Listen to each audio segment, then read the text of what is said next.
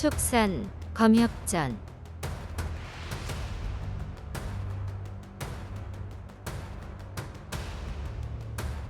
15화 제수명과 순난인.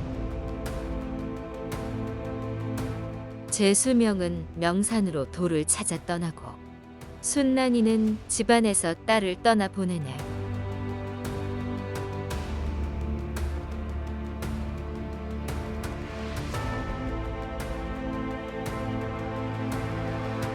법원을 혼쭐 낸 대단한 실력자 영은소전은 대체 누구일까? 그녀의 이야기는 그 부모부터 시작해야 한다. 영훈의 아버지는 아미파 최고의 검선으로 손꼽히는 건곤정기 묘일진인 제수명이다. 제씨의 가문은 본래 사천 중경 장수 지역의 명문가였다.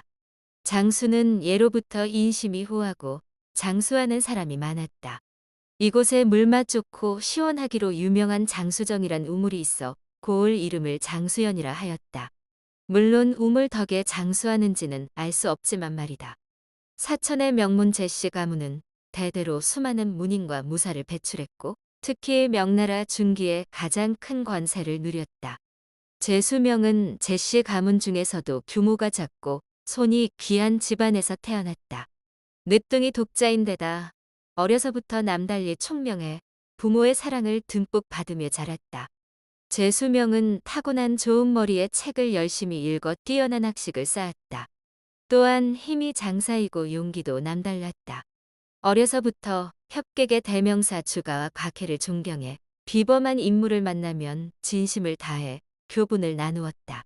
덕분에 사천과 허남 일대에서 어린 맹상군이라 불릴 만큼 인맥이 두터워 모르는 이가 없을 정도였다.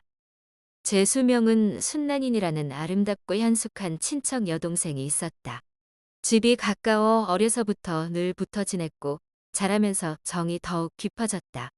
그러나 제수명이 19살 되던 해 그의 부모가 잇따라 세상을 떠나면서 인생의 전환점을 맞이했다. 원래 순난인의 부모는 제수명이 사윗감으로 퍽 마음에 들어 매파를 통해 정식으로 정혼했었다. 그런데 혼례를 치르기 전에 제수명의 부모가 세상을 떠나고 집안일을 제대로 살피지 못해 가세가 급격히 기울었다. 공교롭게도 순난인 어머니마저 세상을 떠나고 아버지가 새 부인을 맞았다. 그리고 얼마 뒤 가세가 기울었다는 이유로 파혼을 요구했다. 하지만 제수명과 순난이는 변치 않는 마음으로 사랑을 맹세했다. 그렇게 겨우 파혼은 막았지만 이후 숱한 시련을 견디며 다시 바퀴를 걸었다. 제수명이 32살 되던 해에 드디어 이름을 떨치고 비로소 백년가약을 맺었다. 그때 순난이는 이미 26살이었다. 힘겨운 시련을 거쳐 늦은 나이에 부부가 되었으니 오죽 정이 깊으랴? 두 사람은 세상 무엇 하나 부럽지 않은 행복한 혼인 생활을 이어갔다. 그렇게 3년 동안 아들 하나, 딸 하나를 얻었다. 아들 이름은 제승기, 딸 이름은 제영훈이라 지었다.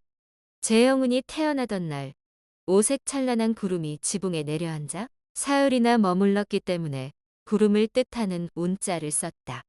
두 아이 모두 이목구비가 또렷하고 영민한 자질을 타고났다. 제수명은 사랑하는 부인에 귀여운 아들과 딸이 있으니 부도 명예도 욕심나지 않았다. 자고로 딸 가진 부모는 명문가가 아니면 딸을 시집 보내지 않는다고 하였다. 제수명이 애초에 이름을 떨치고자 한 이유도 이 때문이었다. 본래 부와 명예를 좇는 사람이 아니었고 이제 바라던 바를 모두 이루었으니 그저 가족과 함께 단란한 시간을 보내고 산수를 유람하는 것이 삶의 낙이고 행복이었다. 순난인도 제수명 못지않게 학문 소양이 뛰어났고 혼인 후 틈틈이 남편에게 기본 무공을 배웠다. 두 사람은 외출을 하더라도 늘 함께였기에 한시도 떨어지지 않았다. 하루는 아침 식사 후 아이를 하나씩 안고 웃음꽃을 피우며 도란도란 이야기를 나누는데 한창 즐겁게 웃던 순난인이 갑자기 한숨을 내쉬며 불편한 기색을 비쳤다. 그동안 얼굴 한 번 붉힌 적 없을 만큼 사이가 좋고 행복하기만 했던 터라 제수명이 크게 놀라며 무슨 까닭인지 물었다. 우리 두 사람 지난날 그리도 힘들었는데 지금은 참으로 행복하지 않나요? 하나, 달도 차면 기우는 법이고 화무시비롱이라고들 하지요. 사람 인생 길어야 100년이니 금방 늙고 병들 텐데 그렇게 죽으면 100골밖에 더 남겠습니까?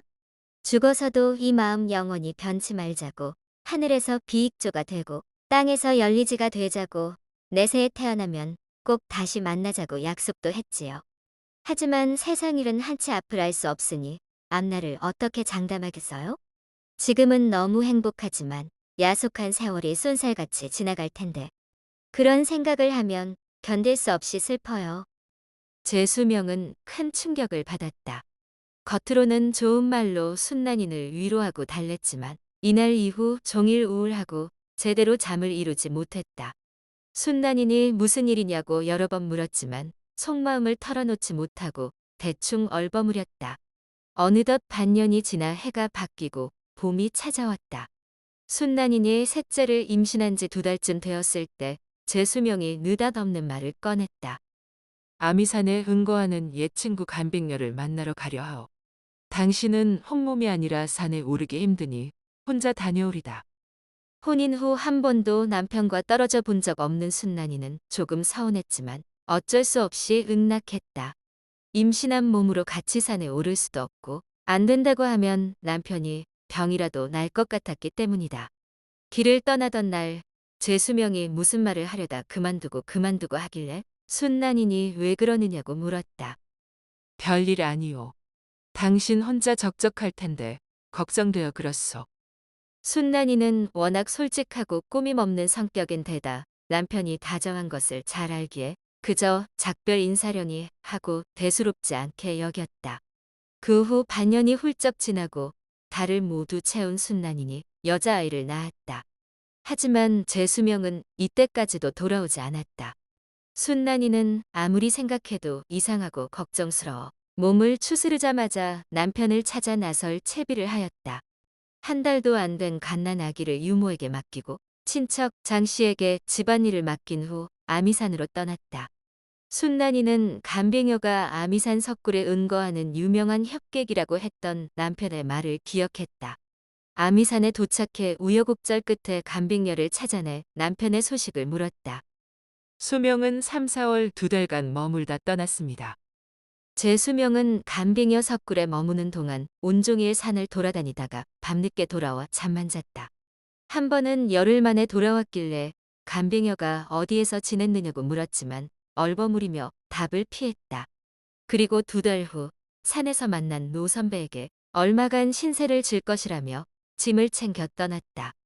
혹여 순난이니 찾아오면 일이 있어 조금 늦어지지만 꼭 돌아갈 터이니 걱정 말고 아이들을 잘 돌보라고 전해달라며 서신을 남겼다. 그리고 간빙여에게 부인을 집까지 잘 데려다 달라고 부탁했다. 간빙여가 재수명을 배웅하려고 석굴 밖으로 나갔는데 선풍도골이 확연한 도사가 기다리고 있었다. 사제가 이렇게 정이 깊으니 사부께서 장차 큰 화를 피하기 힘들겠다고 하신 것이야. 사형, 너무 비웃지 마세요. 제가 사부를 찾아 나선 이유가 정이 깊어서 아니겠습니까? 간빙여는 도사의 정체가 궁금해 몰래 2사람을 뒤쫓아갔다. 이를 눈치챈 도사가 산모퉁이를 돌면서 옷소매를 크게 펄럭이자 절벽에서 운무가 피어올랐다. 잠시 후 운무가 흩어졌을 때 2사람은 이미 사라지고 없었다. 순난인에게 이야기를 전하는 간빙여의 얼굴에 부러움이 역력했다. 나도 이 산에서 오랫동안 비범한 인물을 찾아다녔지만 선연을 만나지 못했지요. 수명은 필시 훌륭한 스승을 만나 인적이 닿지 않는 깊은 산에서 수련하고 있을 터이니 재수 씨가 찾아봐야 소용없을 것입니다. 아미산길을 훤히 아는 나도 찾지 못했으니까요. 순난이는 화도 나고 슬프기도 했지만 여장부 기질이 있어 쉽게 눈물을 보이지는 않았다. 애써 슬픔을 참으며 서신을 펼쳤다. 사랑하는 부인, 나님 보시오. 우리가 금슬 좋게 지낸 지 벌써 여러 해 되었구려. 지난 가을 어느 밤에 당신의 이야기를 듣고 문득 인생 무상을 깨달았소. 100년이 속절없이 흘러가리니 속세를 떠나고 싶더이다. 하지만 혼몸도 아닌 당신에게 차마 이별의 말을 꺼낼 수 없었소. 아미산에서 선연을 찾아다니다가 운 좋게 훌륭한 선사를 만났고 전생의 인연으로 기꺼이 나를 거두어 주셨다오. 사부를 따라 입산하여 현묘한 이치를 배워가고 있어.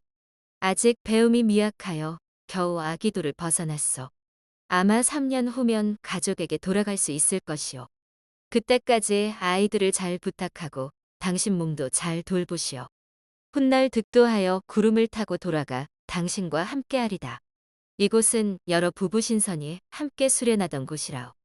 영원히 늙지 않는 신선의 경지에 이르면 내세의 약속 따위는 필요 없을 것이오.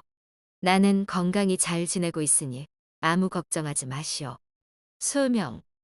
순난이는 그제야 알았다. 지난 가을 자신이 무심코 던진 말에 평범한 인생의 덧없음을 깨달은 제수명이 영원히 헤어지지 않기 위해 도학 입문을 결심한 것이었다. 3년이면 그리 긴 시간은 아니리라. 순난이는 가슴 깊이 슬픔을 묻고 간빙녀의 도움을 받아 집으로 돌아왔다. 그리고는 집안을 돌보며 아이들 교육에 매진했다. 세월이 유수처럼 흘러 재승기가 어느새 7살이 되었다. 총명하고 덩치가 커서 12살로 보는 이들도 많았다. 순난이는 따로 선생을 붙이지 않고 본인이 직접 승기를 가르쳤다. 이때 재영우는 5살, 막내는 3살이었다.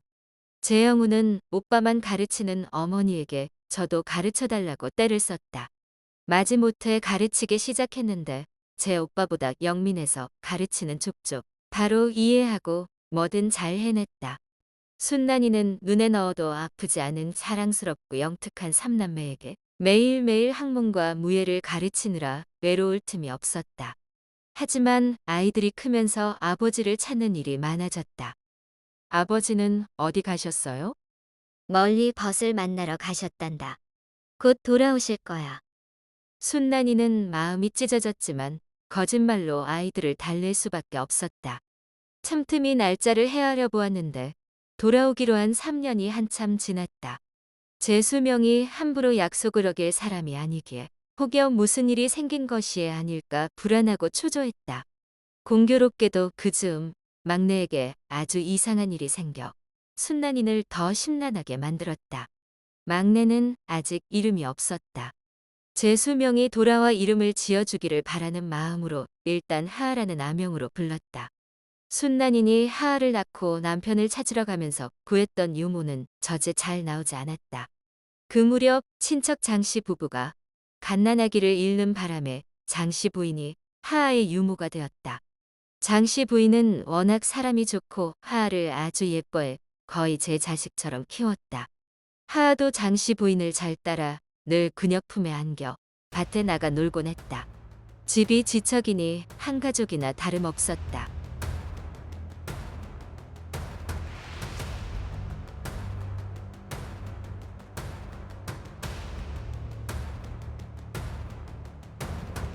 다음 화에서 이어집니다.